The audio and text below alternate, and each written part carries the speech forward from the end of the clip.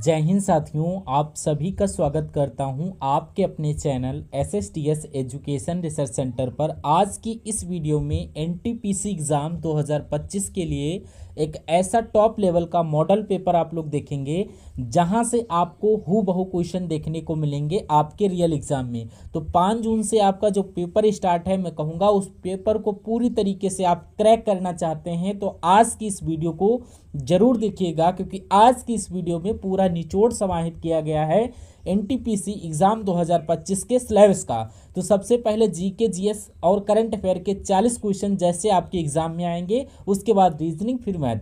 थोड़ा सा धैर्य रखिएगा, ये वीडियो आपके लिए बहुत इंपॉर्टेंट है। बस इतना मैं आपसे कहने वाला हूँ। पहला क्वेश्चन आपकी स्क्रीन पर है, कह रहा है कि उकाई परियोजना ये किस नदी पर है। तो ये तो आपकी ताप्ती नदी पर है। आंसर आपका ऑप्शन नंबर डी। उसके बाद देखिए, भूमध्य सागर को लाल सागर से जोड़ने वाली कौन सी नहर है। पनामा नहर, स्वेज नहर या इंग्लिश चैनल। तो आपका यहाँ पर स्वेज नहर के साथ जाना चाहिए। अगला क्वेश्चन, गौतम बुद्ध ने अपना पहला उपदेश कहाँ पर दिया था। तो अपना प्रथम उपदेश इन्होंने सारनाथ में दिया था, जिनका आंसर ऑप्शन नंबर डी के साथ है, बिल्कुल करेक्ट है। उसके बाद देखिए, विश्व स्वास्थ्य संगठन WHO यानी कि वर्ल्ड हेल्थ ऑर्गेनाइजेशन का मुख्यालय कहाँ स्थित है। तो इसका मुख्यालय आपका कहाँ पर है, ये आपसे पूछा जा रहा है। देखिए, इसका मुख्यालय आपका जेनेवा में स्थित है। कहाँ पर? जेनेवा में स्थित है। जेनेवा आपका यहाँ पर बिल्कुल करेक्ट आंसर होगा। उसके बाद अगला क्वेश्चन, डिप्थीरिया रोग से कौन सा अंग प्रभावित होता है। मैं कहूँगा गला और नाक प्रभावित होता है डिप्थीरिया से। अगले नंबर का क्वेश्चन है, कह रहा है कि श्रीकांत उपन्यास के रचनाकार कौन से है। तो शरद चंद्र का नाम आप लोग याद रखेंगे इस क्वेश्चन का, बिल्कुल करेक्ट आंसर। उसके बाद, भारतीय संविधान की धारा 370 निम्नलिखित में से किसे निरूपित करती है। तो ये मैं कहूँगा संविधान संशोधन की प्रक्रिया को देश में आपातकाल को लागू करना नहीं, ये जम्मू कश्मीर एवं कश्मीर राज्य को विदेश दर्जा देती है। आंसर आपका बिल्कुल करेक्ट हो जाएगा। उसके बाद, भारतीय संविधान की किस अनुसूची का संबंध भाषाओं के साथ है। मैं कहूँगा 8वीं अनुसूची, इसका संबंध भाषाओं के साथ है। उसके बाद अगला देखिए, सोडा वाटर बनाने के लिए प्रयोग की जाने वाली कौन सी गैस होती है। तो यहाँ पर आपका जवाब कार्बन डाइऑक्साइड के साथ जाएगा, क्योंकि सोडा वाटर बनाने के लिए कार्बन डाइऑक्साइड नामक गैस का इस्तेमाल किया जाता है। अगला देखिए, कह रहा है कि भारतीय रेलवे ने किस वर्ष अपनी स्थापना के 150 वर्ष पूरा होने को बनाया, यानी कि पूरे वर्ष हो गए। तो यानी कि 2002 में 2000 पूरे हो गए थे 150 भारतीय रेलवे को। अंतर्राष्ट्रीय परिवार दिवस किस दिन मनाया जाता है, मुझे बताइए। देखिए, बहुत सारे क्वेश्चन आपको यहाँ पर डिक्टो देखने को मिलेंगे आपके रियल एग्जाम में, इसलिए थोड़ा सा धैर्य के साथ आप लोग इस वीडियो को देखिएगा। और अगर आपने इस वीडियो को अभी तक लाइक नहीं किया तो लाइक करिए, और चैनल पर नए हैं तो चैनल को सब्सक्राइब तुरंत करिए। अब अंतर्राष्ट्रीय परिवार दिवस कब मनाया जाता है। 15 मई को मनाया जाता है। भारतीय रेलवे बिजली के इंजन बनाती है, यानी कि भारतीय रेलवे बिजली के इंजन कहाँ पर बनाए जाते हैं। तो ये चितरंजन में बनाए जाते हैं। आंसर आपका ऑप्शन नंबर डी के साथ। कम समय, इसलिए बहुत तेजी के साथ आपको चलना होगा। कह रहा है कि पश्चिम बंद रेलवे का मुख्यालय अगर आपसे पूछे तो जबलपुर आपका बिल्कुल करेक्ट आंसर हो जाएगा। उसके बाद देखिए, यहाँ पर मानचित्र पर बनाई गई वे रेखाएं जो समुद्र से बराबर ऊंचाई वाले स्थानों को मिलाती हैं, उन रेखाओं को क्या कहा जाता है। तो उनको यहाँ पर कंटूर्स रेखाएं बोला जाता है। ऑप्शन नंबर ए, कंटूर्स रेखाएं बोला जाता है, ये आपको याद रखना है। उसके बाद देखिए, मणिपुरी राज्य की राजधानी क्या है। तो मैं कहूँगा मणिपुर राज्य की राजधानी गंगटोक है, जिनका आंसर ऑप्शन नंबर बी है, तो बिल्कुल करेक्ट है। उसके बाद, भारत में पंचवर्षीय योजना बनाने की जिम्मेदारी किस पर है। तो मैं कहूँगा ये किस पर है आपसे पूछा जा रहा। मैं कहूँगा योजना आयोग की जगह पर यहाँ पर नीति आयोग आ चुका है। उसके बाद कह रहा है कि एशरा कप का संबंध किस खेल से है। तो यहाँ पर ये खेल अगर इसकी बात करें तो ये कौन सा पोलो खेल है, और पोलो खेल में कौन सा कप ट्रॉफी दी जाती है। एशरा कप दिया जाता है। उसके बाद देखिए, रेडियो का आविष्कार किसने किया था। तो यहाँ पर इनका नाम क्या था, मार्कोनी था। आंसर आपका ऑप्शन नंबर डी, जो कि रेडियो के आविष्कारक थे। उसके बाद, चंडीगढ़ के रॉक गार्डन के सृजनकर्ता हैं कौन हैं। इनका नाम आपका नेकचंद है। नेकचंद ही यहाँ पर चंडीगढ़ के रॉक गार्डन के करता है। उसके बाद कहा जा रहा है, कोलंबिया अंतरिक्ष यान स्पेस शटल जिसमें भारतीय मूल की वैज्ञानिक कल्पना चावला की विस्फोट के दौरान मृत्यु हुई, किस देश का था। तो ये आपका पता होना चाहिए, ये किस देश का, अमेरिका का था। Right answer option number D के साथ। नेक्स्ट नंबर का क्वेश्चन, एड्स रोग में अक्षर ए का तात्पर्य क्या है। तो इसका मतलब आपसे पूछा जा रहा है एक्वायर्ड्स, इसका मतलब होता है। Right answer option number B हो जाएगा। उसके बाद देखिए कह रहा है कि आपको अगर एक्वार्ड्स की फुल फॉर्म मालूम है तो आप फुल फॉर्म एक बार कमेंट सेक्शन में बता देना। भारत में स्टॉक एक्सचेंजों का नियमन करने वाली बॉडी है, तो यानी कि इसका क्या है, ये सिकी है, यानी कि स्टॉक एक्सचेंज पर नियंत्रण रखती है सीजी। उसके बाद देखिए यहाँ पर पीतल किसकी मिश्र धातु है, तो पीतल की अगर बात करें तो ये तो तांबे और जस्ते की मिश्र धातु है। ये भी आपको यहाँ पर आपके एग्जाम में आएगा question, answer option number C. उसके बाद देखिए अगले नंबर का क्वेश्चन, कार्बन का शुद्धतम रूप बताइए। तो कार्बन का शुद्धतम रूप यहाँ पर कोयला है, ग्रेफाइट है, चारकोल है या हीरा है। मैं कहूँगा हीरा आपका बिल्कुल करेक्ट हो जाएगा। उसके बाद नीले लिटमस को लाल रंग में बदलता है, कौन बदलता है, ये आपका अम्ल करता है, यानी कि नीले लिटमस को लाल रंग में अम्ल बदलता है। उसके बाद देखिए कह रहा कि दूरदृष्टि को किस लेंस के प्रयोग से ठीक किया जा सकता है, तो यहाँ पर मैं अगर बात करें उत्तल लेंस आपका राइट आंसर जाएगा। दूरदृष्टि दोष को उत्तल लेंस की प्रयोग से ठीक किया जा सकता है, तो जिसको दूरदृष्टि होता है वो उत्तल लेंस का इस्तेमाल करता है, और जो निकट दृष्टि दोष से पीड़ित होता है वो अवतल। 1 माइक्रोन किसके बराबर होता है बताइए, तो 1 माइक्रोन की अगर बात करें 0.001 मिमी के बराबर होता है 1 माइक्रोन। अगला क्वेश्चन है, कोई साइकिल सवार किसी मोड़ पर घूमता है तो वह बाहर की ओर झुकता है, ठीक है, भीतर की ओर झुकता है या किसी और तरफ झुकता है। मैं कहूँगा ये सवाल आपके एग्जाम में अगर आ जाए तो आंसर मैंने आपको बता दिया। उसके बाद कह रहा है कि कमला प्रसाद विशेषर कहाँ की प्रधानमंत्री बनी है हाल फिलहाल में। ये जो हैं आपको ज्ञात रखना है, त्रिनिदाद और टोबैगो की एक प्रधानमंत्री कौन बनी है, तो कमला प्रसाद विशेषर बनी है, right answer option number C. अगला क्वेश्चन देखिए यहाँ पर कह रहा है कि आगामी एशियाई खेल 2026 ये कहाँ पर आयोजित किए जाएंगे, ये आपको यहाँ पर बताना है।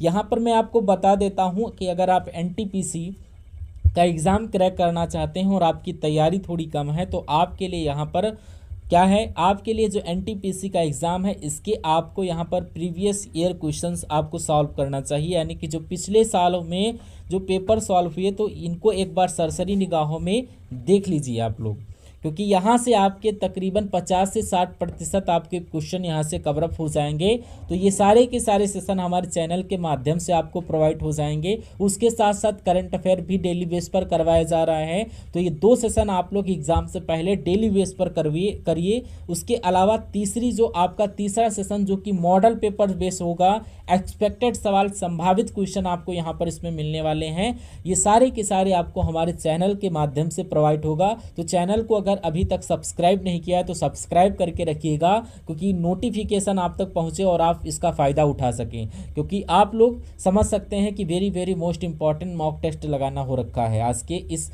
एरा में। तो इन सभी सेशनों को एक बार सरसरी निगाहों से आप लोग देख लीजिएगा, आपका पेपर क्रैक हो जाएगा। अगला देखिए, आगामी एशियाई खेल 2026 कहाँ आयोजित किया जाएगा, तो ये जापान में आयोजित किया जाएगा, राइट आंसर जिनका ऑप्शन नंबर बी है बिल्कुल करेक्ट हो जाएगा। उसके बाद देखिए कह रहा है कि किसी राष्ट्रीय सुरक्षा सलाहकार बोर्ड का प्रमुख नियुक्त किया गया है, तो इनका नाम आलोक जोशी है, और आलोक जोशी साहब राष्ट्रीय सुरक्षा सलाहकार बोर्ड के एक प्रमुख बन चुके हैं। कह रहा किसने बौद्धिक संपदा अधिकारों के उल्लंघन के लिए भारत को प्राथमिक निगरानी सूची में रखा है, तो किसने रखा है, ये काम अमेरिका ने किया है। किसने किया है, अमेरिका ने किया है। और उसके बाद देखिए यहाँ पर कह रहा है कि किस राज्य सरकार ने ईवी के लिए टोल टैक्स में छूट की घोषणा की है। मैं कहूँगा यहाँ पर महाराष्ट्र सरकार की अगर मैं बात है कि हाल ही में कहाँ आयुष्मान वय वंदना कार्ड लॉन्च किया गया है, तो ये मथुरा में, नई दिल्ली में साथियों किया गया है, यानी कि आयुष्मान वय वंदना कार्ड नई दिल्ली में लॉन्च किए गए हैं। और अगला देखिए, भारत ने किस देश के साथ 26 राफेल माइरिन फाइटर जेट खरीदने के लिए समझौता किया है, तो भारत ने फ्रांस देश के साथ समझौता किया है, right answer option number D कि वो 26 राफेल मरीन फाइटर जेट खरीदेगा। उसके बाद चर्चा में ही महू आदानार नादर वुक्फ सेंचुरी किस राज्य में स्थित है, तो ये आपका महू आदानार जो आपका झारखंड में स्थित है, राइट आंसर आपका बिल्कुल ऑप्शन नंबर सी के साथ। वर्ल्ड सोशल रिपोर्ट 2025 किसके द्वारा जारी की गई है, तो ये आपकी यूनाइटेड नेशन के द्वारा जारी की गई है। वर्ल्ड सोशल रिपोर्ट 2025 नेशन के द्वारा ही जारी की गई। उसके बाद देखिए कह रहा है कि लापू लापू फिलिपिनो फेस्टिवल 2025 का आयोजन कहाँ किया गया है? तो ये कहूँगा कनाडा में किया गया है, कनाडा में किया गया। उसके बाद अगला देखिए, किस राज्य में अफ्रीकी स्वाइन फीवर के कारण भारी नुकसान हुआ है? तो ये काम साथियों किस राज्य में हुआ है? ये तो मिजोरम में हुआ है। अफ्रीकी स्वाइन फीवर आया है, इस वजह से वहाँ पर दिक्कतें बढ़ी हैं। आंसर आपका ऑप्शन नंबर सी हो जाएगा। नेक्स्ट नंबर का क्वेश्चन देखिए, यहाँ पर कह रहा कि अब यहाँ पर आपने देख लिए 40 सवाल GK GS plus current affair के जैसे आपके एग्जाम में आएंगे, और उसके बाद अब आपके कौन से क्वेश्चन स्टार्ट हो जाएंगे? अब रीजनिंग के क्वेश्चन स्टार्ट हो गए और फिर मैथ के। तो यहाँ पर रीजनिंग के बहुत शानदार क्वेश्चन के कॉन्सेप्ट लेकर आया हूँ। इन क्वेश्चंस को देखिए और उसके बाद आप लोग सॉल्व करिए। पहला सवाल एक नंबर सीरीज का क्वेश्चन है। आपसे पूछा जा रहा है कि यहाँ पर सबसे पहले 6 है, फिर 23 है, फिर यहाँ पर 93 है, फिर उसके बाद 371 है, फिर आपका 1485 आ चुका है। फिर आपसे कहा जा रहा है कि इसके अगला नंबर यहाँ पर क्या हो सकता है, ये कुल मिला के आपको यहाँ पर बताना है।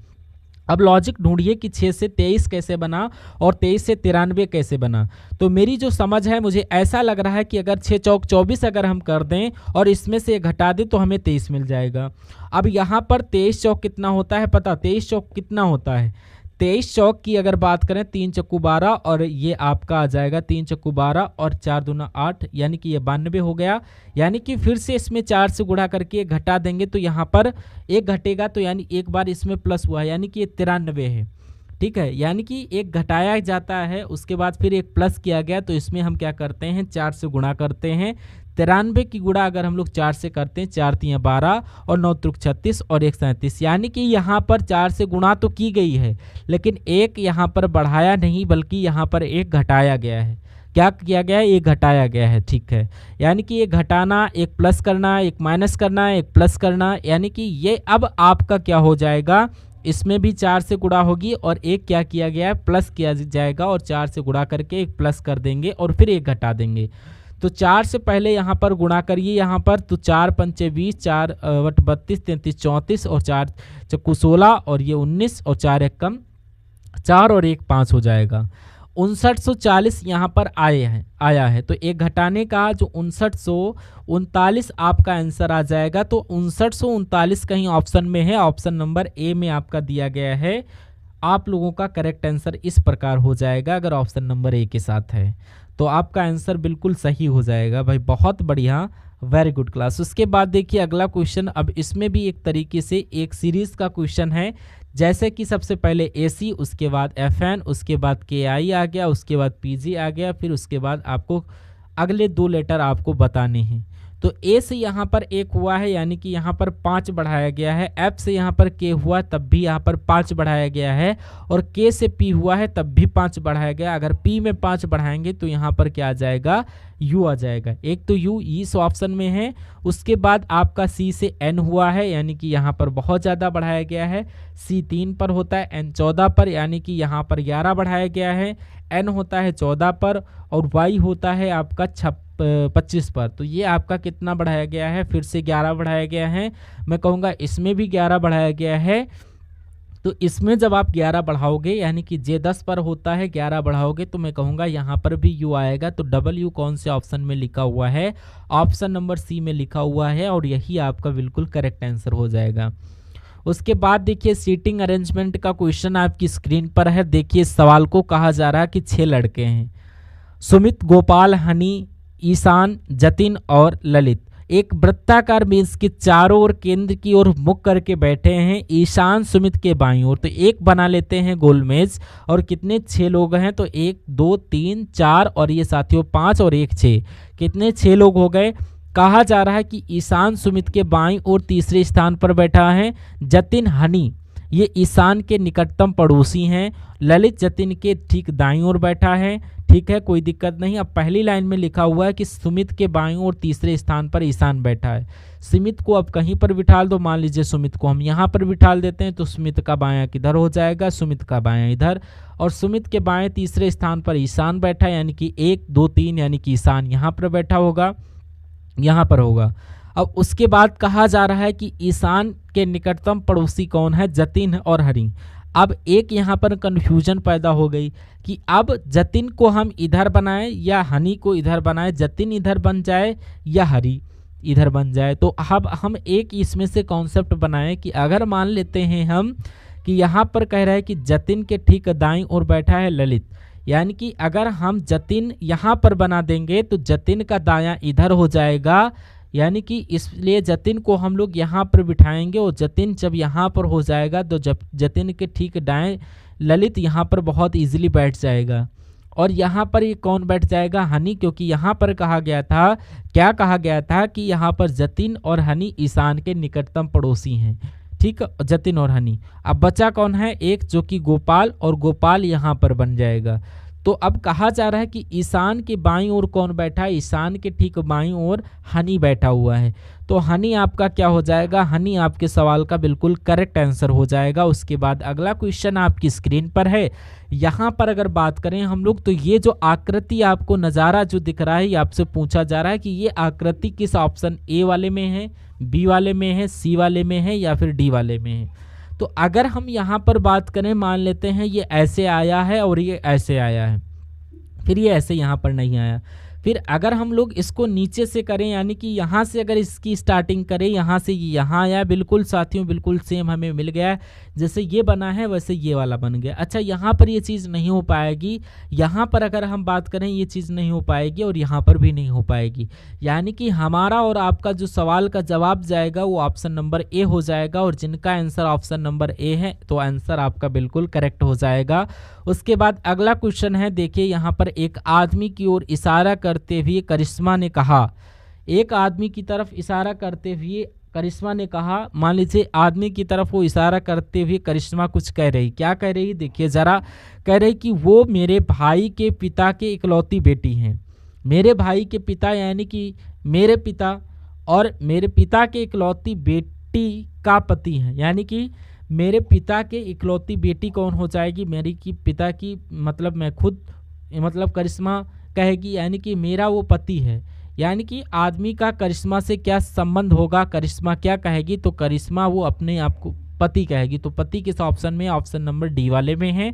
तो यही आपका राइट आंसर हो जाएगा। उसके बाद देखिए अगला क्वेश्चन आपकी स्क्रीन पर, ये भी नंबर सीरीज का क्वेश्चन है। एनटीपीसी में अगर सबसे ज़्यादा सवाल आते हैं तो कोडिंग डिकोडिंग के और नंबर सीरीज के खूब भर भर के क्वेश्चन आते हैं। और ये समझ लीजिए रीजनिंग के आपके बिल्कुल फ्री के मार्क्स हैं। यानी कि रीजनिंग में अगर आप थोड़ी सी जान लगा दिया और यहाँ पर ये समझ लीजिए 30 क्वेश्चन में से 30 क्वेश्चन आपके बिल्कुल करेक्ट हो जाएंगे। और यही सिलेक्शन की पहचान होती है। जो लोग सिलेक्शन लेना चाहते हैं उन लोगों को रीजनिंग को सबसे शानदार स्कोर बनाना होता है। हर एक एग्ज़ाम में कोई एक ऐसा विषय होता है जिसमें आप पूरे कर सकते हैं। तो रीजनिंग में अगर आप पूरे करने की कोशिश करेंगे, पूरे में पूरे, उसके बाद मैथ पर आपको पकड़ बनाना है। मैथ में कुछ नहीं तो कुछ नहीं, तो आपका 27-28 क्वेश्चन तो सही कीजिए, क्योंकि आपके इन दोनों सब्जेक्ट में मिलाकर अगर आपने 55 क्वेश्चन बिल्कुल करेक्ट कर देते हैं और फिर 40 क्वेश्चन में से आप 20-22 भी सही कर देते हैं, तो मेरा मानना है कि आप, अगर आपका 20 ये और 75 आपका स्कोप बन जाएगा। 75 में आपका सेलेक्टिविटी 1 बहुत ही इजी निकल जाएगा। तो ये स्ट्रेटजी है, क्योंकि जीके आप जितना भी पढ़ लो, आपके 25, 27 से 28 बहुत मुश्किल है। अगर नॉर्मल ठीक ठाक पढ़ने वाला बच्चा है तो 26, 27, 28 तक सही हो जाएंगे, बाकी उसके गलत हो जाएंगे। तो कुल मिला के अगर जो जिसमें आप निश्चित तौर पर आप सटीकता से सवालों के जवाब दे सकते हो, वो मैथ और रीजनिंग है। तो मैथ और रीजनिंग में भी आप लोग फुल फोकस करिए। जीके पढ़िए, ऐसा नहीं कि जीके को मत पढ़िए। बिना जीके को पढ़े सिलेक्शन ही नहीं होगा। अगर आप इसमें पूरे निकालोगे, 60 भी ले आओगे तो आपका काम बन जाएगा। 55 भी कर दोगे तब भी नहीं बन पाएगा। तो जीके भी आपको पढ़ना होगा और करंट अफेयर भी आपको पढ़ना होगा। करंट अफेयर की यहाँ पर आपको सारे के सारे लेक्चर आपको देखना है। हमारे चैनल के प्लेलिस्ट को विजिट कर लीजिए, या डेली बेस पर एक सेशन करवाया जाता है उसको वॉच करिए। तो साथियों, आई होप इतनी जानकारी आपको समझ में आ रही। तो राइट आंसर विद सॉल्यूशन आपको यहाँ पर मिलने वाला है, ठीक है। तो ऐसे सारे के सारे सेशन आप लोग वॉच करिए। तो अब इसकी अगर हम बात करें इस क्वेश्चन की, इस क्वेश्चन का क्या कह रहा है आखिर में, ये भी तो हमें देखना है।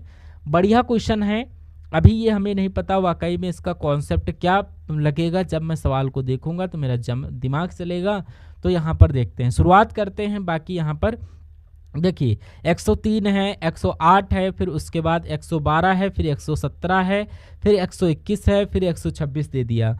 अब कहा जा रहा है कि अगला नंबर यहाँ पर क्या होगा, तो 103 से 108 हुआ यानी कि 5 बढ़ा है, 108 से 112 हुआ है, मैं कहूँगा 4 बढ़ा है, 112 से 117 हुआ फिर 5 बढ़ा है, 117 से 121 हुआ फिर 4 बढ़ा है, फिर यहाँ पर 5 बढ़ा है, तो यहाँ पर 4 ही तो बढ़ेगा, यानी कि 5 4 5 4 5 4 का खेला चल रहा है, तो यहाँ पर 4 बढ़ाओगे तो 130। 130 ऑप्शन में है, बिल्कुल ऑप्शन नंबर डी में दिया गया है और ये आपका बिल्कुल करेक्ट आंसर हो जाएगा।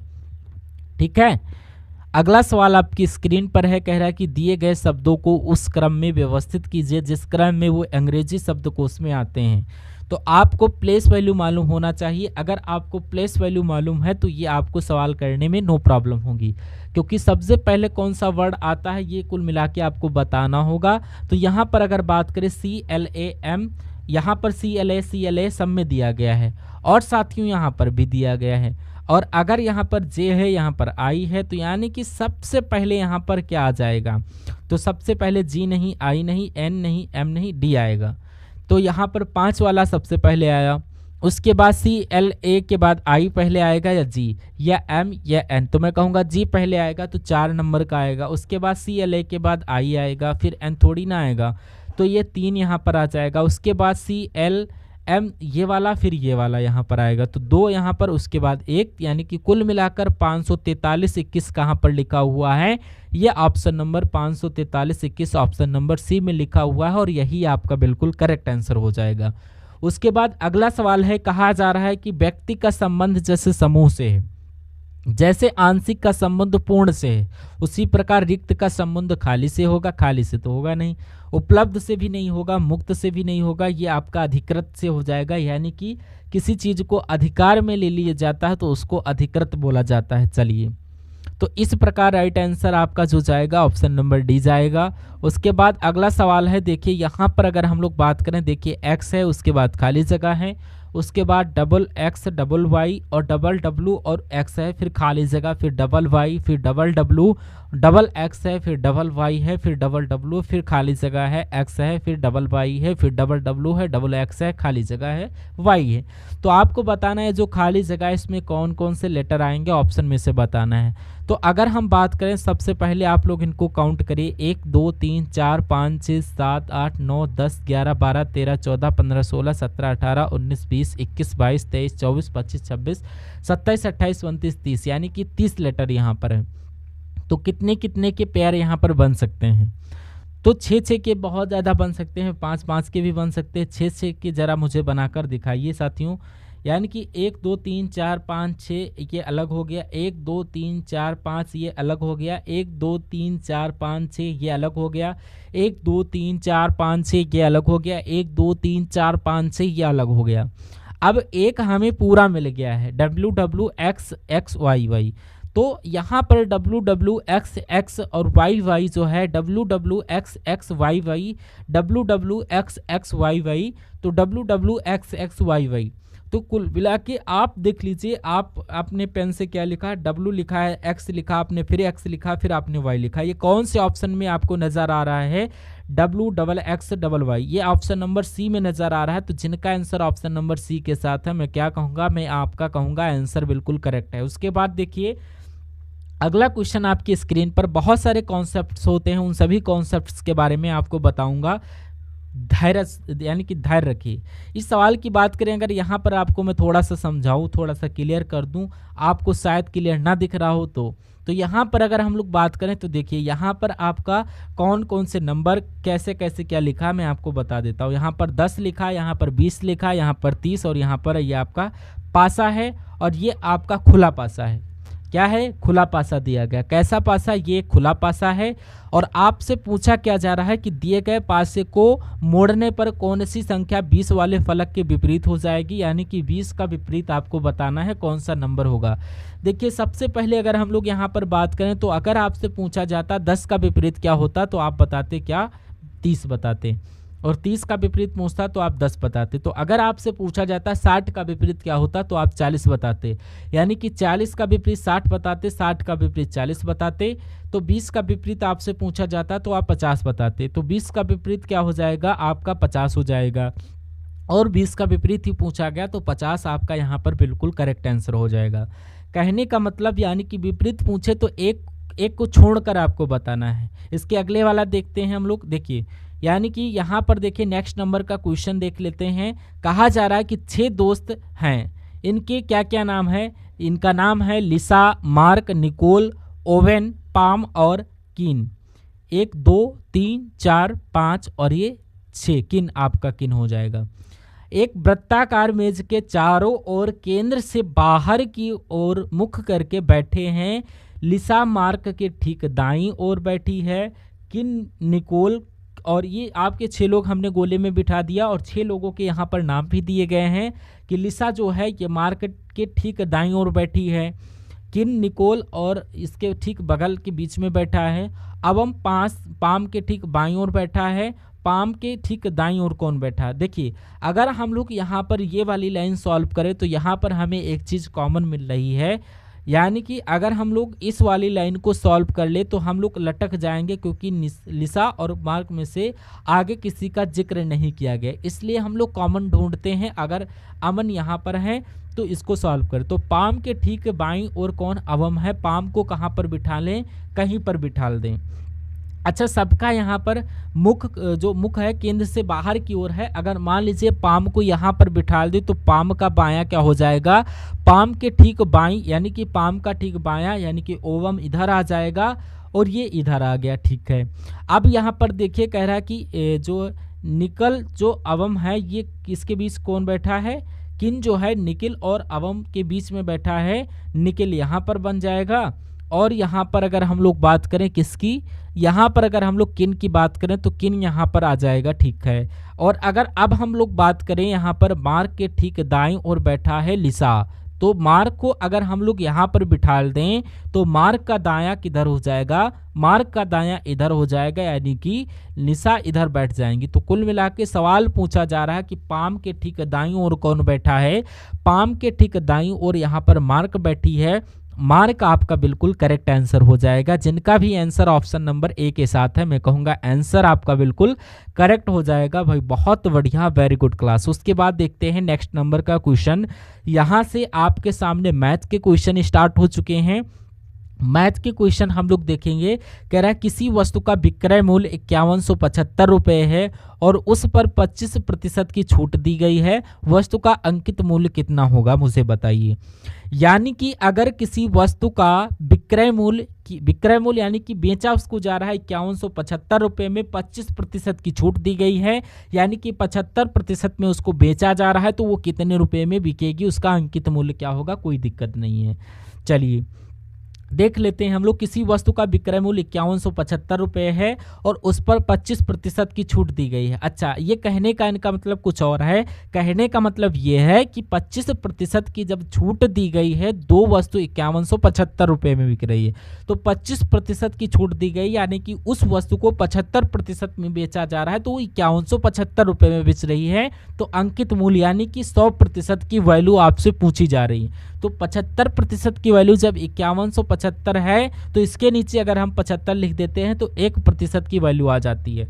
निकालना है हमें 100% की वैल्यू, तो 100 से इसको गुणा करेंगे। ठीक है, उसके बाद 25 तियाँ और उसके बाद 25 चौक, 3 एकम 3 और ये आपका इधर चला जाएगा। 3 सत्ते 21, 3 दूना 6 और 3 पछे 15।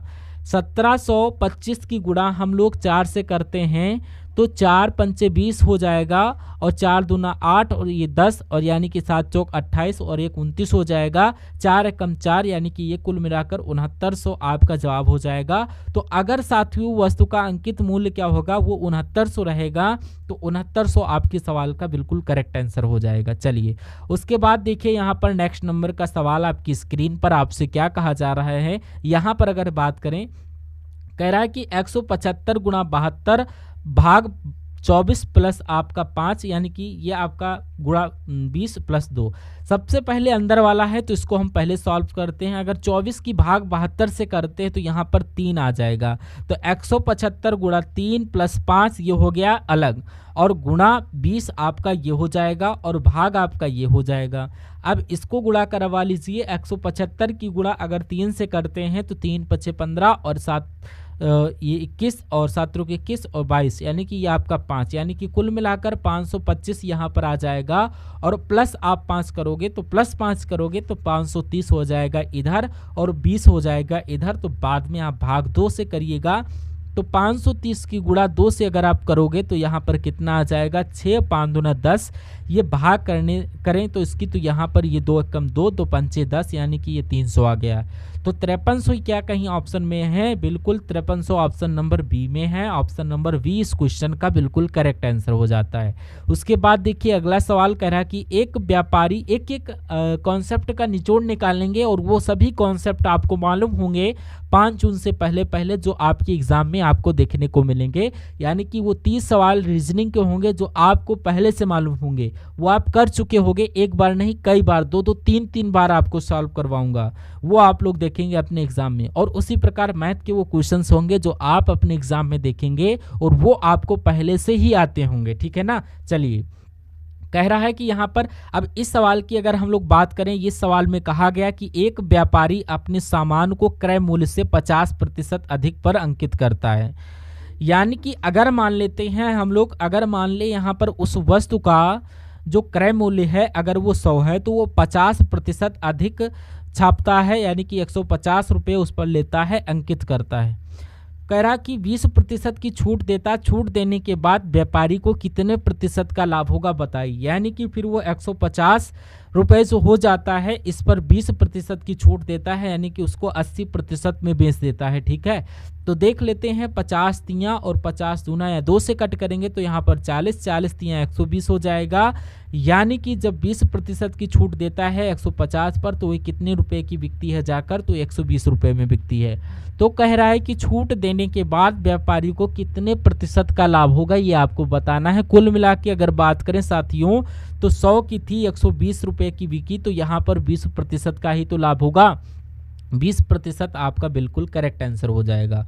उसके बाद देखिए अगला क्वेश्चन कह रहा है कि 5 संख्याओं का औसत, यानी कि आपका 5 संख्याओं का औसत 32 है। इस संख्याओं को देखिए, 5 संख्याओं का औसत 32 कितना है? 32 है। यदि एक संख्या हटा दी जाए, यानी कि 5 संख्याओं में से एक संख्या हटाई जाए तो क्या संख्या बचेगी? तो औसत 28 हो जाता है। हटाई गई संख्या कौन सी होगी? 48, 49 या फिर 47 थी या 52 थी। तो 5 संख्याओं का औसत अगर कितना है? 32 है। तो अगर मैं आपसे पूछूं कि 5 संख्याओं का योगफल कितना होगा तो 5 की गुणा आपको 32 से करनी होगी। तो 5 की 32 से गुणा अगर हम लोग करें 5 दूना 10, 5 या 15, यानी कि ये आपका 16 160 हो जाएगा। तो 5 संख्याओं का कुल मिलाकर योगफल कितना निकलेगा? 160 निकलेगा।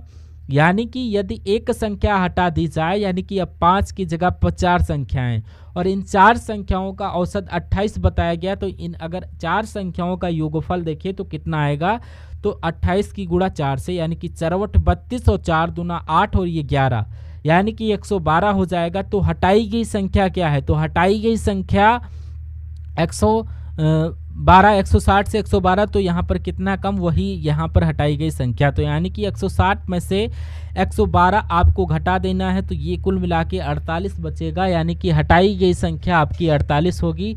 राइट आंसर जिनका ऑप्शन नंबर ए के साथ है मैं कहूँगा बिल्कुल करेक्ट है। उसके बाद अगला क्वेश्चन आपकी स्क्रीन पर देखिए इस सवाल को और मुझे बताइए आपका जवाब क्या होगा कि 32 से पहले सभी अभाज्य संख्याओं का औसत आप लोग बताइए।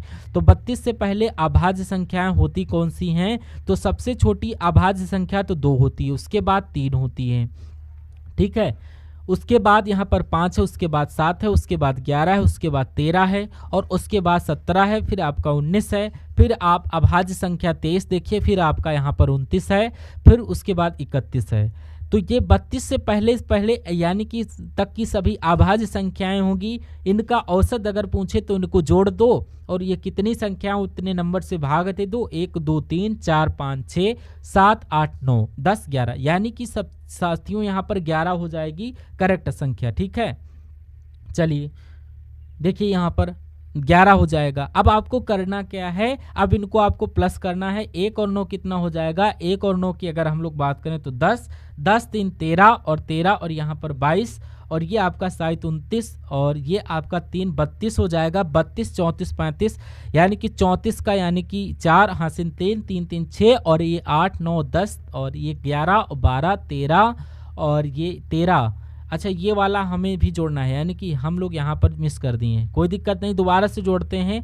9 और 1 10, 10 और 13 13 23 और 22 और ये आपका 29, 32 और 33 और 33 और साथ ही आपका 40 और 40 और 5 45 45 और 5 50 और इसका जीरो हासिल लग जाएगा 5 और 9 10 11 12 13 14 15 और ये 16, कुल मिलाकर के 16 यहाँ पर आ जाएगा।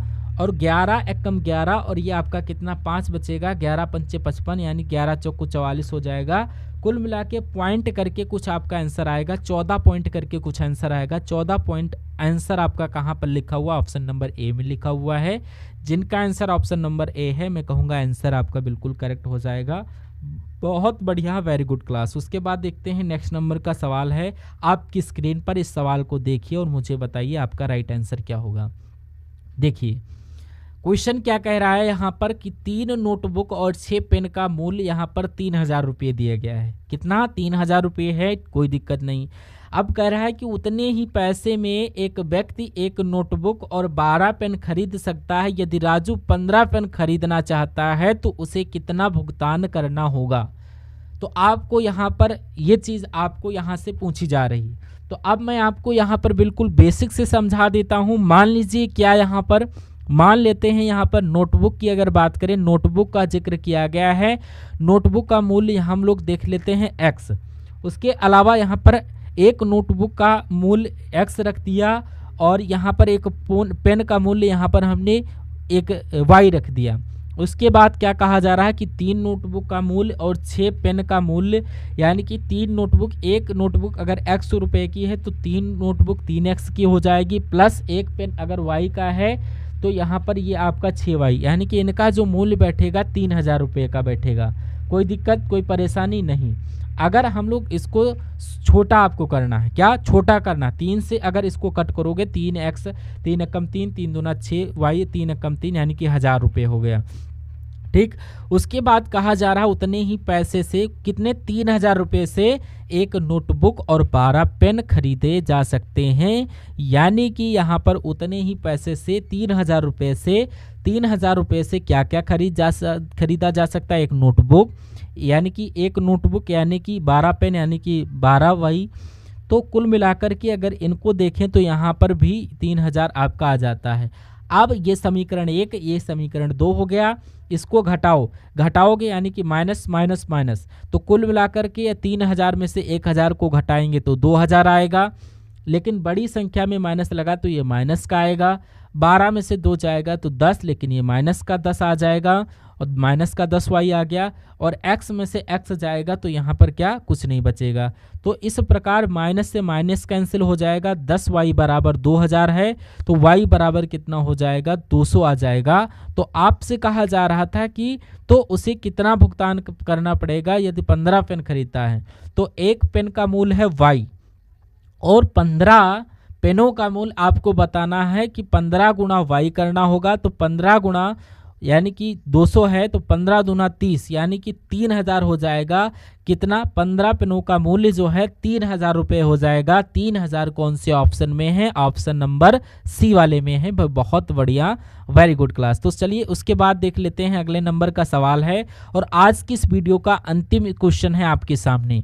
दिया गया है कि विद्यार्थी की वह अधिकतम संख्या ज्ञात कीजिए। इस संख्या में क्या दिया गया है, कैसे कैसे हम लोग कर सकते हैं कि विद्यार्थी की वो अधिकतम संख्या बताइए, वो अधिकतम संख्या ज्ञात कीजिए जिनके बीच 1003 चॉकलेट और 2703 कैंडी इस प्रकार बांटी जा सकती हैं कि प्रत्येक विद्यार्थी को प्रत्येक चॉकलेट और कैंडी की समान संख्या मिले। तो अब यहाँ पर अगर कभी भी आपको ऐसा क्वेश्चन आए, अधिकतम संख्या पूछे कि इतने और इतने में अगर बांटी जाएंगी तो सभी को समान मिले, सभी को बराबर बराबर मिले, तो उन दोनों संख्याओं का हम लोग क्या एलसीएफ निकालेंगे, यानी कि 1003 और 2703 का, और आपका क्या निकालना, एचसीएफ निकालना है। क्या, एचसीएफ, महत्तम समापवर्तक। तो निकाल लेते हैं, यहाँ पर देख लेते हैं निकाल कर। तो ये किससे कट जाएगा, यानी कि अगर इससे कट करें तो 3, 2 या 1 से, तो यहाँ पर देखिए 3 से अगर कट करें, 3 से नहीं हो पाएगा, तो ये 17 से कट होगा। यानी कि अगर बात करें तो 17 पंचे कितना हो जाएगा, 85, 15 बचेगा, यानी कि ये आपका कितना हो जाएगा, 17 नवा 153 हो जाएगा, पूरा कट गया। यानी कि इसको 17 एकम 17, 17 दूना 34, यानी कि 17 एकम 17 बचेगा कितना, 10, फिर 100 हो गया, 17 पचे 85, फिर कितना हो गया 15, यानी कि 153, यानी कि 17 नवा कितना हो जाएगा, 153। कुल मिला के ये हो जाएगा। अब ये किससे ये कट पाएगा, 1 नंबर से हमें काटना है, यानी कि ये आपका इम्पॉसिबल नहीं है। तो 1003 और 2703 का महत्तम समापवर्तक कितना, 17 हो गया। यानी कि मैं कह सकता हूँ कि यहाँ पर यदि अधिकतम संख्या 17 होगी जिनके बीच 1003 चॉकलेट और 2703 कैंडी इस प्रकार विभाजित की जाती हैं, बांटी जा सकती हैं, तो ये प्रत्येक कैंडी और चॉकलेट की समान संख्या मिले तो 17 आपके सवाल का बिल्कुल करेक्ट आंसर हो जाता है भाई। बहुत बढ़िया।